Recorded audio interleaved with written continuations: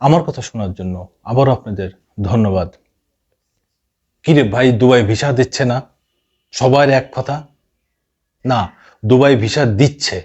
কিছু কিছু ক্যাটাগরিতে দুবাই ভিসা দিচ্ছে। কোন কোন ক্যাটাগরি? যারা ভিসা পাচ্ছে ওইসব ক্যাটাগরিতে আমার ভিডিওতে অনেকে কমেন্টস করতেছে, কিন্তু তারা রিপ্লাই দিচ্ছে না। আমিও বুঝতেছি না যে তারা কোন ক্যাটাগরিতে ভিসা পাচ্ছে। তবে ভিসা বন্ধ আছে, যেমন ট্যুরিস্ট ভিসা টোটালি বন্ধ, স্টুডেন্ট ভিসা সেটাও বন্ধ। অনেক ক্ষেত্রে মাঝে মাঝে দুই একজন হয়তো পাচ্ছে, কিন্তু ট্যুরিস্ট ভিসা টোটালি বন্ধ।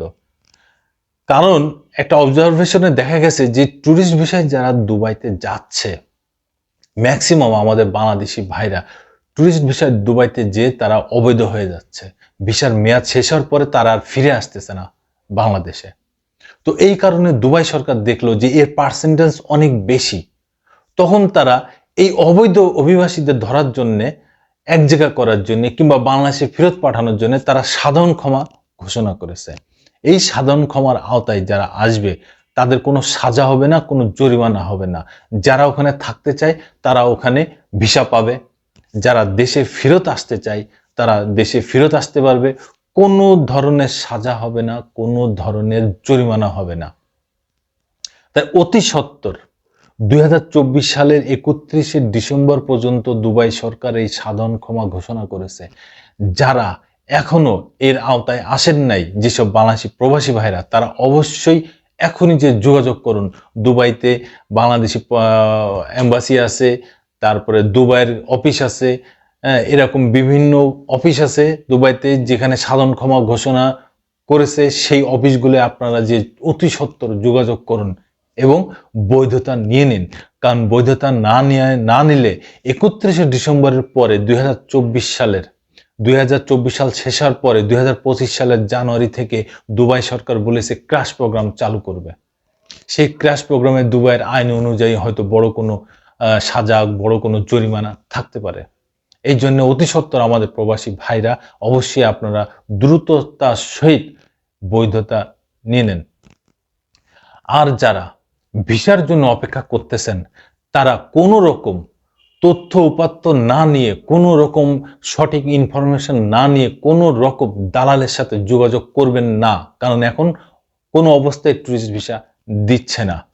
সেহেতু আপনারা যদি টাকা লেনদেন করেন, আপনারা যদি ট্রাভেল এজেন্সিতে যে ট্যুরিস্ট ভিসার জন্য আপনারা টাকা জমা দেন, তাহলে আপনাদের এই টাকা মার যাবে। এটা আপনারা 100% শিওর থাকুন। কারণ কোনো অবস্থায় এখন ট্যুরিস্ট ভিসা দিচ্ছে না। আর এখন দুবাইতে ট্যুরিস্ট জোন, দুবাইতে এখন সারা বিশ্বের থেকে দুবাইতে যাচ্ছে মানুষ ঘোরার জন্য। শুধু এই হতভাগা বাঙালি, এই বাংলাদেশের মানুষই যাইতে পারছে না। কেন? কারণ দুবাই তাদের ভিসা দিচ্ছে না, বাংলাদেশিরা ভিসা দিচ্ছে না।